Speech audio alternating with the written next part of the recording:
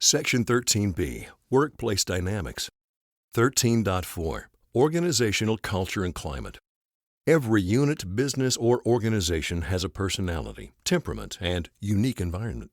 Organizational culture is a way of describing an organizational environment. Dynamics within an organization are often driven by the way individuals behave based on perceptions of the organizational culture. This inherent system of cultural expectations and learned behaviors can greatly affect how well organizations perform. Leaders can be particularly effective in aligning the environment with employee needs when they understand the organization's culture and climate. 13.5, Leveraging Diversity. Our work environment today is more diverse than ever. Diversity is a military necessity. The Air Force team is comprised of military, civilians, and contractors. Air Force capabilities and warfighting skills are enhanced by diversity among military personnel. At the core, diversity provides collective strengths, perspectives, and capabilities that transcend individual contributions. Air Force personnel who work in a diverse environment learn to maximize individual strengths and combine individual abilities and perspectives for the good of the mission. Our ability to attract and retain a larger, highly talented, diverse pool of applicants for service with the Air Force, both military and civilian, is a strength that will impact our future force. Diversity is about strengthening and ensuring long-term viability to support our mission. 13.6, Respecting Individuality. The skilled leader deals effectively with all races, nationalities, cultures, disabilities, ages, and genders. In an effort to acknowledge the richness and benefits of diversity, we must increase awareness of individuality and expel stereotypes. Stereotypes regarding age, experience, background, or perspective are detrimental to organizations.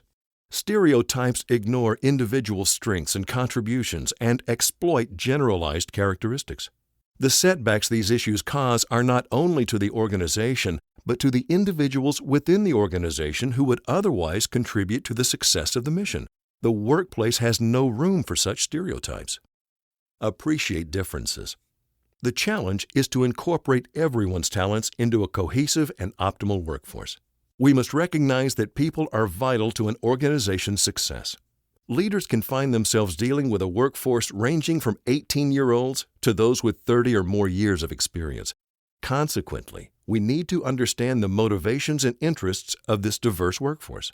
What sparks interest and passion in one person does not necessarily ignite the next person. Effective leaders take time to recognize what excites others, leverage their talents, and cultivate a work culture that recognizes and appreciates differing perspectives and approaches to solving problems. The Air Force attracts people from every aspect of society, culture, and social status, none of which are under a supervisor's direct control. Although supervisors cannot change someone's inherent characteristics, they can change how they lead people as a cohesive team. Foremost, leaders must create a hospitable climate that promotes respect and inclusion. This will reduce dysfunctional tension and increase team productivity. Establish common ground. The first step in leading a diverse organization is to form a common ground or a shared set of assumptions to form the framework within which to communicate. The common ground is the organization itself, the vision, goals, rules, regulations, processes, and procedures that govern what the unit does to achieve mission requirements. Clear guidelines improve communication, reduce confusion, provide purpose, and define desired outcomes. A team must have a clear sense of direction to prevent mass confusion with everyone going in different directions. Everyone's experience and background should be considered as a unique resource. Diversity of experience and background allows diverse ways of perceiving and resolving problems. Managing workforce diversity can result in higher productivity, improved performance, more creativity, more innovativeness, and reduced stress. Giving emphasis to diversity without threatening our unity is the proper way to strengthen the ties that bind a team together. Industry studies have consistently revealed that heterogeneous or diverse groups are more innovative than homogeneous groups because they view improvement opportunities from multiple perspectives. Managing diversity is determining which differences matter in enriching a product or service. Productivity is an outcome of respect and inclusion. 13.7, Contemporary Motivation. Contemporary motivation is a simple, three-phased approach to motivation. This approach states that people can be in one of three levels of commitment to the organization: the membership level, at the lowest end, the performance level, or the involvement level, highest level. A person's level of commitment determines how motivated he or she is to accomplish the mission. The more committed a person is to the organization, the more involved he or she will most likely be. Supervisors can help ensure the proper rewards are provided so individuals can move to or remain in a higher commitment level. 13.8. Organizational norms. Similar to recognizing employee commitment levels and organizational culture, organizational norms can affect employee motivation and behaviors. Understanding that norms exist can help leaders address and determine how to adjust organizational norms that can, in turn, align employees' motivations on a behavioral level. Positive norms support the organization's goals and objectives and foster behavior directed toward achieving those goals. Norms that support hard work, loyalty, quality, and concern for customer satisfaction are examples of positive norms. Negative norms have just the opposite effect. They promote behavior that works to prevent the organization from achieving its objectives. Negative norms are those that sanction criticism of the company, theft, absenteeism, and low levels of productivity. Employee motivation and organizational norms. To be effective, operational managers, leaders, and supervisors must learn to instill positive norms to properly motivate airmen. If a military member's behavior does not support positive organizational norms, the supervisor needs to determine the underlying reasons. The individual's behavior could be a result of unmet needs, a result of discipline problems, or both. Areas that affect the dynamic culture between employee motivation and organizational norms are covered here. Organizational and personal pride. Organizational and personal pride norms are associated with an individual's feelings of identification and sense of pride regarding the organization. Positive norms lead individuals to see the organization as his or hers. Negative norms are reflected in a we versus they attitude toward the organization and its goals.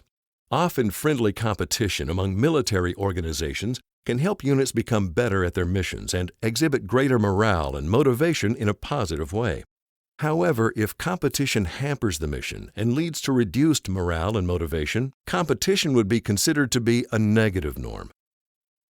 Teamwork and communication. Teamwork and communication norms are reflected in the visible behaviors where individuals work together and cooperate with one another. Positive norms promote sharing of information and working together to achieve common goals. Negative norms foster individuality, secrecy, and the belief that success is achieved by an attitude of every man for himself. Leadership and supervision. Leadership and supervision norms can enhance or hinder organization contribution and productivity. Positive norms result in supervisors assuming the role of subordinate helpers, trainers, and developers. Negative norms cause supervisors to assume more active roles like constantly policing and monitoring airmen. Profitability and cost-effectiveness. Profitability and cost-effectiveness norms determine behaviors with respect to profit and cost consciousness. Positive norms encourage people to save money and reduce costs. Negative norms foster a lack of concern for bottom-line performance. The saying, "It's good enough for government work," is a negative norm that our Air Force cannot accept. Customer relations.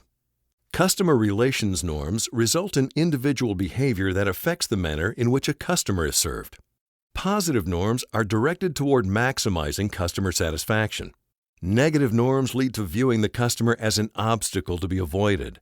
Each organization must cultivate a culture that helps develop positive customer relations to ensure our nation can meet any challenge in the most effective manner. Innovativeness and creativity. Innovativeness and creativity norms determine, to a large degree, whether original and creative behaviors are supported and encouraged. Positive norms lead to the stimulation of new ideas and positive change. Negative norms support the status quo and discourage experimentation. In today's environment, we all must encourage everyone to bring innovativeness and creativity to the table to meet the dynamic threats that terrorism has brought to our shores. Training and development. Training and development norms are essential throughout our careers as we grow and cultivate future leaders of our Air Force. Positive norms in this group encourage training and view development as essential to the ongoing operation. Negative norms treat development as a non-essential aspect of the operation. Airmen are constantly training to become better equipped and prepared.